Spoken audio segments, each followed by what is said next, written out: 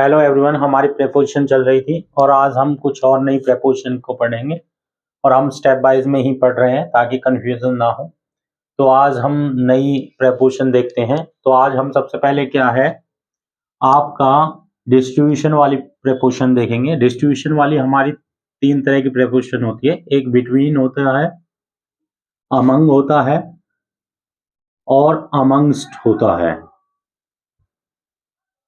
ये तीनों ही प्रेपोजिशन क्या है, डिस्ट्रीब्यूशन का काम करती है। जब हम किसी भी चीज को बांटते हैं, डिवाइड करते हैं काउंटेबल नाउन को ज्यादातर, तो आपका क्या है डिस्ट्रीब्यूशन कहलाता है। और आपका क्या है, ये तीनों डिस्ट्रीब्यूशन का काम करती है।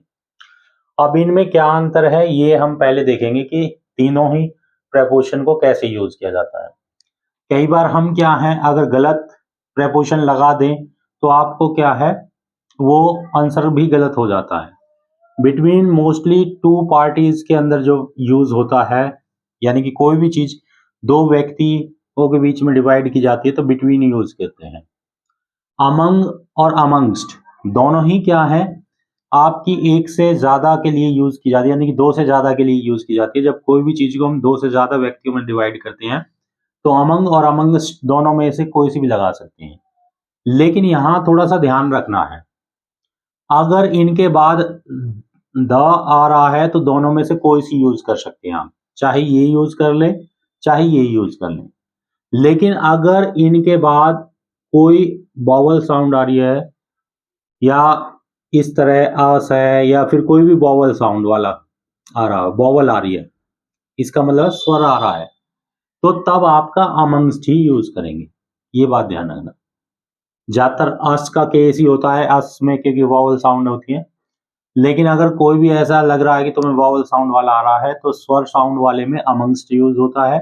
अदरवाइज क्या है आपका दोनों में से कोई सी भी लगा सकते हैं। अगर दा है तो अमंग भी और अमंगस्ट भी। चलिए कुछ एग्जाम्पल देख लेते हैं, आपको समझ में आ जाएगा। जैसे कि एक एग्जाम्पल मैं ले लेता हूं, दोनों ही इंपॉर्टेंट है। ही डिस्ट्रीब्यूटेड पेंसिल्स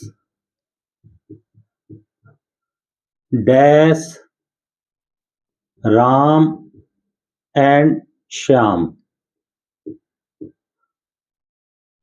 अब यहां पे क्या है, जो ही डिस्ट्रीब्यूट कर रहा है पेंसिल्स, वो किसके बारे में डिस्ट्रीब्यूट कर रहा है, दो व्यक्तियों के बीच में कर रहा। ठीक है, तो यहां आपका दो के लिए मैंने बताया था बिटवीन आएगा, तो यहां पे क्या आएगा, बिटवीन। ठीक है, he distributed pencil between Ram and Shyam, यानी कि दो व्यक्तियों के लिए जब भी यूज करोगे तो आपका क्या आएगा, बिटवीन यूज करना है। अगर ये सेंटेंस ऐसे होता, ही डिस्ट्रीब्यूटेड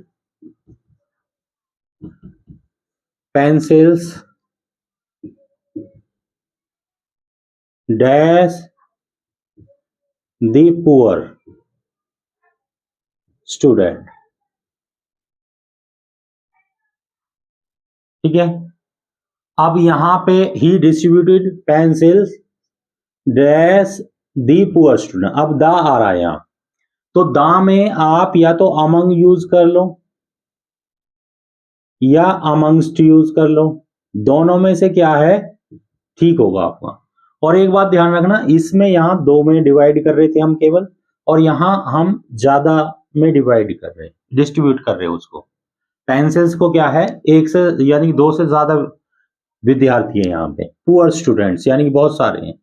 तो जब दो से ज्यादा हो तो अमंग और अमंगस्ट में से दोनों में से कोई सा यूज कर सकते हैं। लेकिन यहाँ दा है तो तब दोनों में से कोई सा भी यूज कर ले। लेकिन अगर यही सेंटेंस आपका इस तरह हो जाता, ही डिस्ट्रीब्यूटेड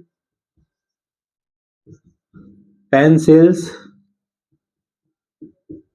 डैश अस, अब यहां पे ये वॉवल साउंड आ गई है अस, क्योंकि यू जो स्टार्ट हो रहा वॉवल साउंड से हो रहा, तो तब आपका अमंगस्ट ही लगाओगे, तब आप क्या है अमंग नहीं लगा सकते। ये आपको ध्यान रखना है, ज्यादातर अस का ही केस होगा क्योंकि अस में वॉवल साउंड आती है, तो तब आपको क्या लगाना है, अमंगस्ट लगाना है। अदरवाइज दो के लिए अगर डिस्ट्रीब्यूट करना है तो बिटवीन यूज करना है। अगर दो से ज्यादा यूज करोगे, दा आ रहा है तो अमंग और अमंगस्ट में दोनों में से किसी को भी लगा सकते हो। लेकिन अगर वॉवल साउंड आ जाती है तो अमंगस्ट ही लगाना। तो ये तीनों प्रेपोजिशन क्या है, हमारी डिस्ट्रीब्यूशन के लिए यूज की जाती है। तो ये आपको पता होना चाहिए कि तीनों को कैसे यूज करते हैं। चलिए और देखते हैं, और नई कोई प्रेपोजिशन देखते हैं हम। ठीक है, तो ये बहुत ही इंपॉर्टेंट प्रेपोजिशन है, आपको पता होना चाहिए। तो और इनमें कंफ्यूजन होता है, इसलिए मैं आपको बता रहा हूं ताकि आप एक साथ इनको पता हो जाए कि कैसे मतलब इनको यूज करते हैं। अब दो प्रेपोजिशन और हैं जो यानी कि कंफ्यूज करती हैं। एक आपकी विसाइड है और एक विसाइड्स। ये दोनों प्रेपोजिशन भी क्या है, हमें बहुत कंफ्यूजन करती है। हम दोनों को एक समझते हैं और क्या है उनका यूज करते हैं, विसाइड और विसाइड्स। लेकिन दोनों में क्या है अंतर, आपको पता होना चाहिए। दोनों प्रेपोजिशन का मतलब अलग होता है। देखिए, विसाइड का मतलब होता है जब मान लीजिए कोई ए ऑब्जेक्ट यहां बैठा है और बी भी यहां इसके साथ में बैठा है, यानी कि अगल बगल आस पास में एक साथ बैठे हैं जो कोई चीज, तो उसको क्या है, विसाइड कहते हैं।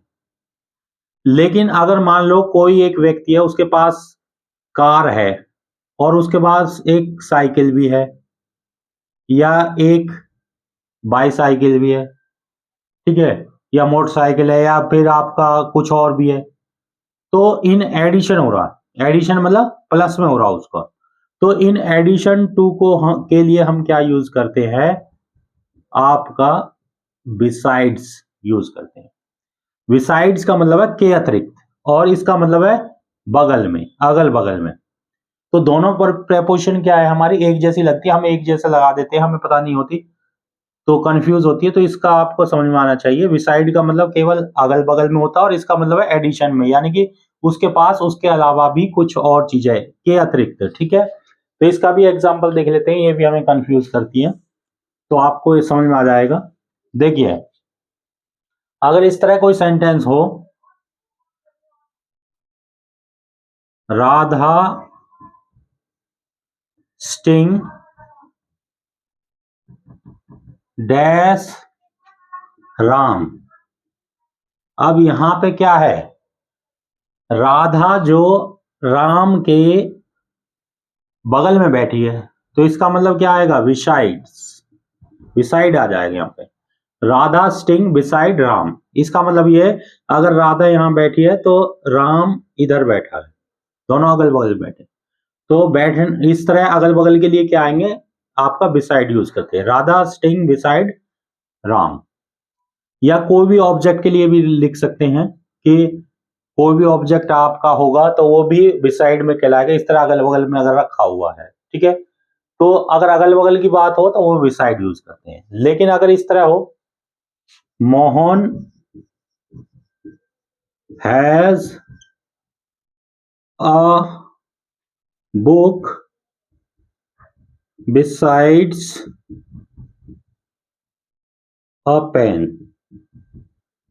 अब यहां पे क्या हो रहा है, मोहन हैज अ बुक, यानी कि मोहन के पास पेन के अलावा क्या है, बुक भी है, एक किताब भी है। तो ये विसाइड्स आएगा, विसाइड्स।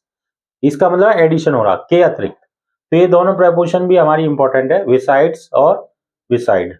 हम इन दोनों को क्या कर लेते हैं, एक जैसा समझ लेते हैं। तो मैं अंतर समझ के बता रहा हूं आपको, तो अंतर आपको पता होना चाहिए। विसाइड का मतलब एडिशन हो रहा है और विसाइड का मतलब हो रहा है अगल बगल में। ठीक है, दोनों का आपका मतलब समझना चाहिए। चलिए एक और प्रेपोजिशन ले लेते हैं हम। अब हमारे पास एक और प्रेपोजिशन हम ले लेते हैं, जैसे कि आपका विद और वाई, दोनों यानी कि आपका प्रेपोजिशन एक जैसी लगती है और एक जैसे हम यूज करते हैं। देखिए, इंस्ट्रूमेंट के लिए अगर हम कोई काम इंस्ट्रूमेंट के साथ हो रहा है, किसी इंस्ट्रूमेंट का यूज कर रहे हैं, तो हम इंस्ट्रूमेंट के लिए क्या यूज करते हैं, विद यूज करते हैं इंस्ट्रूमेंट्स के लिए। ये बात ध्यान रखना, किसी सामान के लिए। और अगर कोई एजेंट है हमारे पास, ठीक है, तो एजेंट के लिए हम क्या यूज करते हैं, एजेंट के लिए वाई यूज करते हैं। ठीक है, जैसे कि मान लो हमने ये कह दिया, द स्नेक किल्ड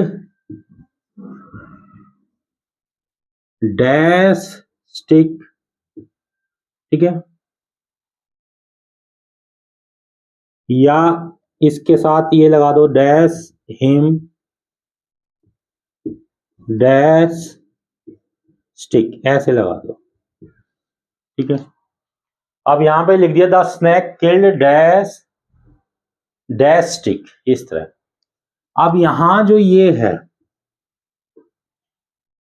इसमें इस सेंटेंस में जो स्नैक है, स्नैक को मारा किसने? हिम ने, यानी कि कोई व्यक्ति होगा, और उसको मारा किसके द्वारा है?